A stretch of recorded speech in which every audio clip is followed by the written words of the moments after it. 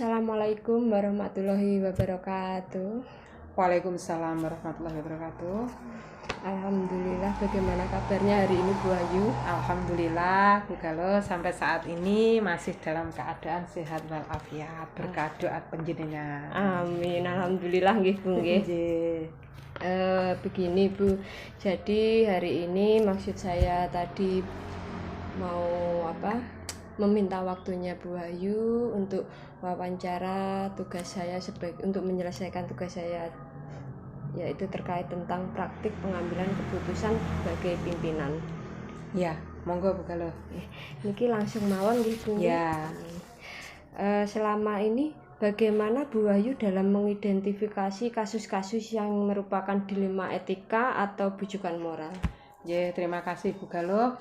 Untuk menghadapi kasus-kasus yang merupakan dilema etika atau bujukan moral, selama ini saya juga sudah mengalami, terutama berada di kelas 1 dan di kelas 4.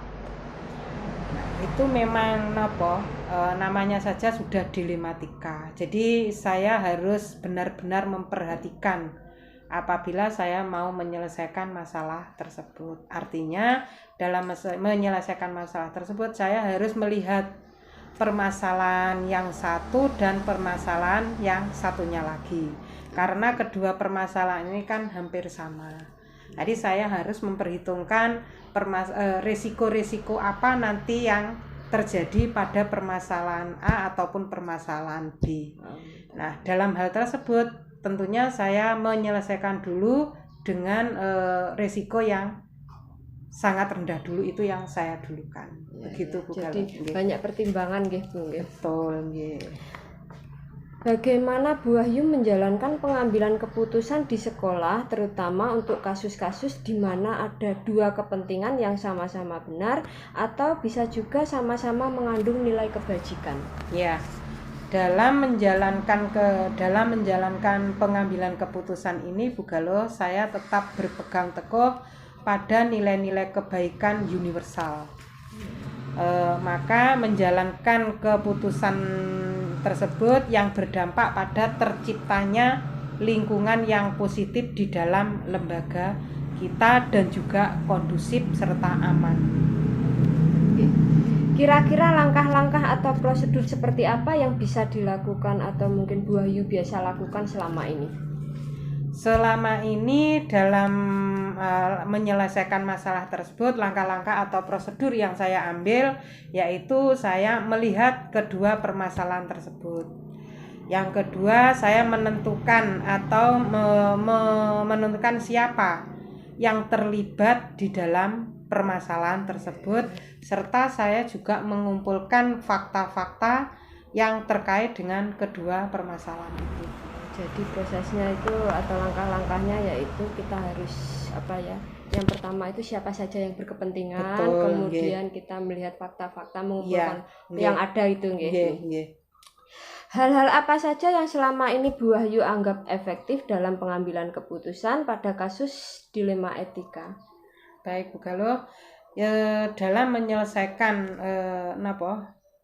dalam pengambilan keputusan ini saya tetap berpegang teguh pada filosofi Bapak Pendidikan kita, yaitu Ki Hajar Dewantara, yang berbunyi ing ngarsa sung tulodo ing madya mangunkarsa tut wuri handayani. Jadi dalam pengambilan keputusan ini tetap berpihak kepada siswa. Gitu. Tetap tujuan akhirnya yaitu siswa. Ya, betul. Selain itu, hal-hal apa saja yang selama ini menjadi tantangan dalam pengambilan keputusan pada kasus-kasus dilema etika? Nah, ini yang paling saya anggap bingung dalam pengambilan keputusan ini Bu Galo. Karena apa? Saya harus pengambilan keputusan itu antara individu dengan masyarakat. Artinya apa? Dalam pengambilan keputusan ini baik menurut saya, tetapi di masyarakat juga belum tentu baik. Yang kedua yaitu dengan keadilan, rasa adil dan keikhlasan. Biasanya kalau kita sudah keputusan ini sudah adil, tapi belum tentu kita bisa ikhlas dengan keputusan tersebut. Yang berikutnya yaitu kebenaran dan kesetiaan. Jadi ini sudah benar keputusan ini, tapi menjalankannya itu belum tentu kita bisa konsisten atau setia dalam keputusan itu. Seperti itu Bu Galuh. Itu tadi untuk tantangan. Sekarang kira-kira apa yang menjadi mungkin ada sebuah tata cara atau jadwal tertentu dalam menyelesaikan suatu kasus dilema etika, atau mungkin Bu Wahyu juga langsung menyelesaikan di tempat, atau mungkin juga Bu Wahyu ada jadwal untuk menyelesaikan, atau bentuk atau prosedur seperti apa yang Bu Wahyu jalankan dalam pengambilan keputusan? Oke Bu Galuh, dalam pengambilan keputusan dilematika ini saya tidak mempunyai jadwal, atau saya melihat dulu kasusnya ini seperti apa. Apabila itu bisa saya selesaikan saat itu juga, saya pun menyelesaikannya saat itu juga. Jadi saya selalu berusaha fleksibel, jadi tidak menunda-nunda permasalahan. Jadi bisa diselesaikan, saya selesaikan saat itu juga, seperti itu. Berarti tidak ada jadwal tertentu Bu ya. Kalau misalnya bukan. Masalah itu bisa langsung diselesaikan, langsung diselesaikan. Betul, kalau tidak, biasanya bagaimana Bu? Kalau misalnya tidak masalah itu tidak bisa diselesaikan langsung gitu. Kalau permasalahan itu tidak bisa diselesaikan pada saat itu juga, saya harus berkoordinasi dulu dengan orang-orang yang ada di lingkungan sekolah, misalnya dengan teman-teman guru. Kalaupun teman guru tidak bisa, saya harus menyelesaikan dengan misalnya komite, dengan wali muridnya, atau dengan tokoh masyarakat, seperti itu Bu Galuh. Adakah seseorang atau mungkin faktor-faktor apa yang selama ini dapat membantu atau mungkin mempermudah Bu Wahyu dalam pengambilan keputusan dalam kasus dilema etika? Betul. Dalam hal ini itu sangat saya perlukan Bu Galuh. Jadi saya tidak bisa memutuskan sendiri dalam menghadapi kasus dilematika ini. Seperti yang sudah saya sampaikan tadi, saya dalam menyelesaikan hal tersebut, saya berkoordinasi dulu dengan teman-teman yang ada di lingkungan sekolah, dengan berbekal saya sudah mendapatkan fakta-fakta dari permasalahan tersebut, seperti itu. Biasanya konsultasi dengan rekan sejawat. Betul, Bu Galuh, seperti itu. Sekarang pertanyaan yang terakhir Bu, dari semua hal yang telah disampaikan, kira-kira pembelajaran apa yang dapat dipetik dari pengalaman yang Bu Wahyu ambil ketika mengambil keputusan dalam menyelesaikan sebuah dilema etika? Dari semua yang sudah saya sampaikan ke Bu Galuh tadi, yang menjadi pembelajaran bagi saya sendiri adalah dalam pengambilan keputusan itu tidak bisa serta-merta. Harus ada beberapa pertimbangan yang nantinya kita tidak akan menyesal dalam mengambil keputusan tersebut. Dan tentunya keputusan-keputusan tersebut harus berdampak kepada siswa dan kepada warga sekolah khususnya, seperti itu. Tujuannya tetap kepada siswa. Jadi tetap berhati-hati dalam mengambil keputusan dilema etika tersebut. Demikian ini tadi wawancara saya hari ini Bu Wahyu. Sebelumnya saya mengucapkan terima kasih atas kesediaan dan juga waktunya. Hari ini Bu Wahyu sudah meluangkan waktu sebagai narasumber wawancara saya hari ini. Saya akhiri, wassalamualaikum warahmatullahi wabarakatuh. Sama-sama Bu Galuh, mudah-mudahan dalam wawancara siang ini dapat membawa dampak baik, khususnya pada diri saya sendiri dan juga pada lembaga kita ini. Dan saya ucapkan terima kasih juga Bu Galuh sudah mempercayai saya sebagai narasumber. Dan akhirnya wassalamualaikum warahmatullahi wabarakatuh.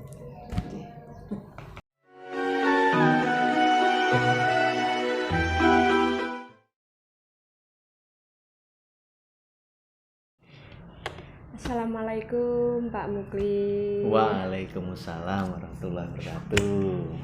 Gimana kabarnya hari ini Pak Muklis? Alhamdulillah sehat. Begini Pak Muklis, jadi tujuan saya hari ini ke sini yaitu yang pertama silaturahmi, yang kedua yaitu untuk melakukan wawancara dengan topik pengambilan keputusan sebagai pimpinan. Oke. Sebelumnya saya mohon maaf sudah meminta waktunya mungkin nggih. Enggak apa-apa, longgar. Santai. Terima kasih Pak atas kesediaan dan waktunya. Iya, dilanjutkan. Iya. Jadi gini Pak, ini selama ini kita langsung saja ya Pak nggih. Nggih, lanjut. Bagaimana Pak Muklis dalam mengidentifikasi kasus-kasus yang merupakan dilema etika atau rujukan moral? Jadi gini, saya melihat bahwa kasus dilema etika itu yaitu benar lawan benar. Jadi merupakan situasi yang terjadi ketika kita harus memilih dan memutuskan antara dua pilihan, di mana kedua pilihan itu benar secara moral tapi bertentangan satu dengan yang lain. Sedangkan rujukan moral yaitu benar melawan salah, yaitu situasi atau keadaan kita harus mengambil keputusan antara benar dan salah. Ya, jadi seperti itu.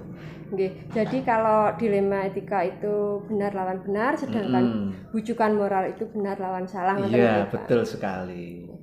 Lalu bagaimana Pak Muklis menjalankan pengambilan keputusan di sekolah, terutama untuk kasus-kasus di mana ada dua kepentingan yang sama-sama benar atau mungkin sama-sama mengandung nilai kebajikan? Jadi sebelum keputusan diambil dalam kasus dilema etika, terlebih dahulu kita melakukan pengumpulan fakta yang terjadi. Jadi siapa yang terlibat, menganalisis benar salahnya, lalu membuat alternatif solusi, membuat keputusan dan melihat lagi keputusan itu untuk direfleksi. Jadi seperti itu. Ya, gitu nih. Langkah-langkah, mungkin ada langkah-langkah atau prosedur seperti apa yang biasa Pak Muklis lakukan dalam selama untuk pengambilan keputusan? Jadi langkah-langkah yang dilakukan adalah tetap mengumpulkan fakta-fakta yang ada, terus di mana menentukan nanti menganalisis benar salahnya, lalu membuat alternatif solusi dan membuat keputusan, dan lagi-lagi harus melihat keputusan itu harus bisa direfleksikan lagi. Jadi nanti ke belakangnya bila ada mungkin perkembangannya kita bisa mencari solusi yang lain seperti itu. Iya. Kira-kira hal-hal apa saja yang selama ini Pak Muklis anggap efektif dalam pengambilan keputusan pada kasus-kasus dilema etika? Jadi hal-hal yang efektif dalam mengambil keputusan kasus dilema etika adalah dengan menelaah siapa-siapa yang terlibat. Setelah itu sifatnya mendesak atau tidak.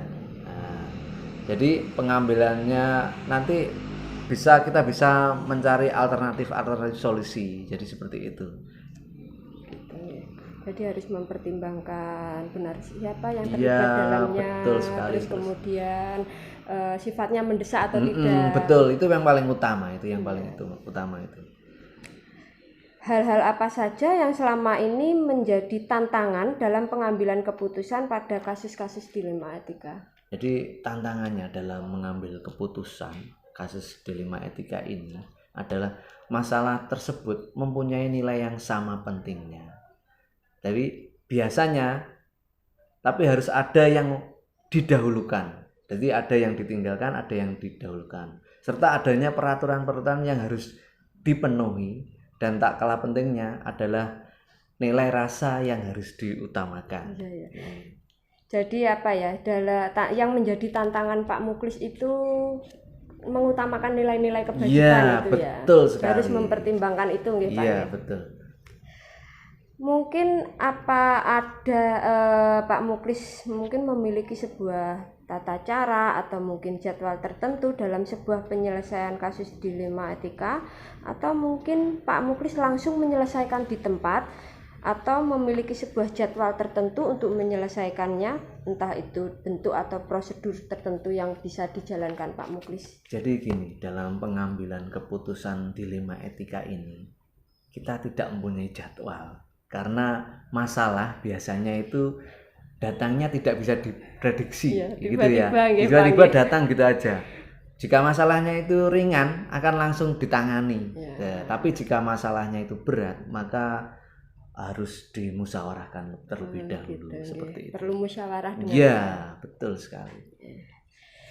Adakah seseorang atau faktor-faktor mungkin yang selama ini membantu atau mempermudah Pak Muklis dalam pengambilan keputusan dalam kasus-kasus dilema etika? Jadi gini, kalau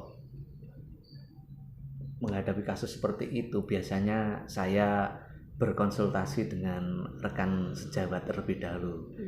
Terus bila perlu, bila ada guru-guru yang dianggap bisa membantu menyelesaikan masalah, itu yang saya ajak diskusi. Kalau bila sudah mentok, mungkin masalah itu terjadi karena di lingkup masyarakat, mungkin kita lebih ke itu berkonsultasi sama yang namanya komite sekolah. Jadi keputusan itu tidak semata-mata saya sendiri, tapi kita meminta pendapat dari orang lain juga. Jadi sangat penting Pak ya, dalam pengambilan putusan itu kita harus melibatkan orang-orang sekitar kita, mungkin dari rekan sejawat dan komite. Iya, betul sekali. Ini tadi wawancara saya hari ini cukup sekian. Saya mengucapkan terima kasih banyak atas kesediaan dan juga waktunya Bapak hari ini sudah menjadi narasumber saya. Sekali lagi saya ucapkan terima kasih. Sama-sama, semoga ilmunya lebih bermanfaat lagi. Amin.